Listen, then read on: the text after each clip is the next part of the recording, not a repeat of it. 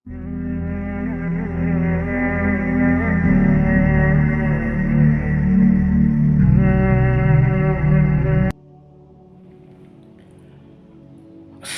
আলাইকুম ওয়া রাহমাতুল্লাহ।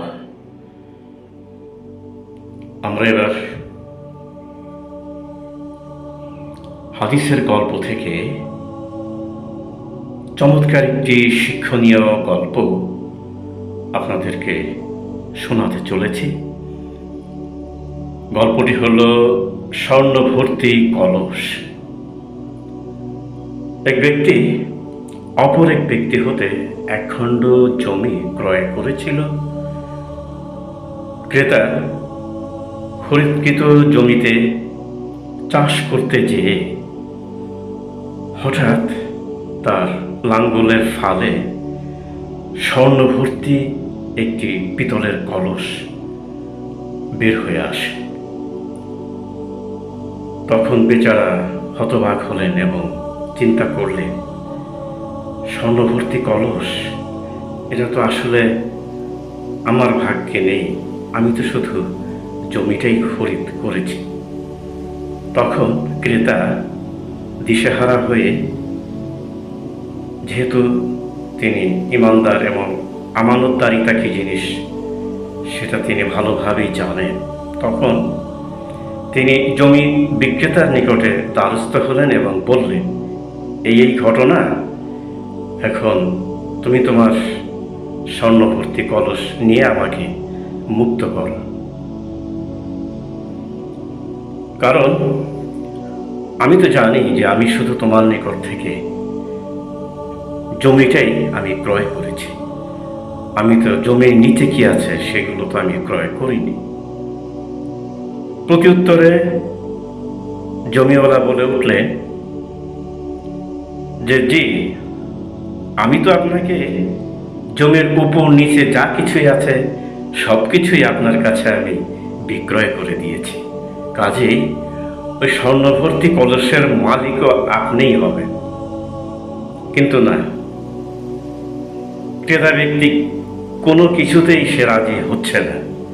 এমন অবস্থায় সমাধান কী হবে?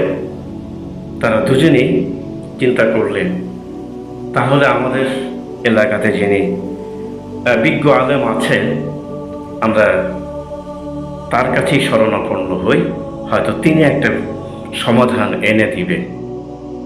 কথা মতো দুজনেই গেলেন এবং ঘটনা খুলে বললেন। আলেমে দিন মুচকি হেসে বললেন, ঠিক আছে, আমি সমাধান দিয়ে দিচ্ছি আপনাদের, তবে আপনাদের আমানতদারিতা দেখে এবং ইমানদারিতা দেখে আমি মুগ্ধ হয়েছি। উনি বললেন যে, আপনাদের কি সন্তান সন্ততি আছে? অর্থাৎ ছেলে মেয়ে এরকম কি ঘরে আছে? একজন বললেন, জি, আমার সাবালক ছেলে ঘরে আছে, বিয়ের সময়ও হয়েছে। অন্যজন বললেন, হ্যাঁ, আমার ঘরে যুবতী মেয়ে আছে, বিয়ে দিলে দিয়ে দিতে পারি। তখন আলেমে দিন বললেন, এই তো সমাধান আমি পেয়ে গিয়েছি। দুজনে হতবাক হয়ে বললেন, কিভাবে? উনি বললেন, আপনার ছেলে এবং আপনার মেয়ে দুজনকে বিবাহ শাদী দিয়ে ওই কলসভর্তি স্বর্ণ থেকে ব্যয়ভার বহন করুন, আর যদি অবশিষ্ট থাকে তাহলে ওদেরকে আপনারা সমর্পণ করে দিন, ওরাই এটার মালিক হয়ে যাবে। অর্থাৎ উপঢৌকন হিসেবে তাদেরকে ওই বাকি স্বর্ণগুলো প্রদান করে দিবে। তখন একে অপরের দিকে চেয়ে বলল, এই তো আমরা সমাধান পেয়ে গিয়েছি। তারা হাসি মুখে বিদায় নিলেন। হাদিসটি আমরা পেয়েছি সহিহুল বুখারী 3472, নবীদের কাহিনী অধ্যায়, আর সহিহুল মুসলিম 1721 নম্বর থেকে। তো এই ছোট্ট উপদেশমূলক গল্প থেকে আমরা যেই শিক্ষা বা উপদেশ গ্রহণ করতে পারি। প্রথমত, আমানতদারিতা মুমিন চরিত্রের অন্যতম বৈশিষ্ট্য হতে হবে। অন্যের জিনিসের প্রতি লোভ করা আমাদের মোটেই সঙ্গত নয়।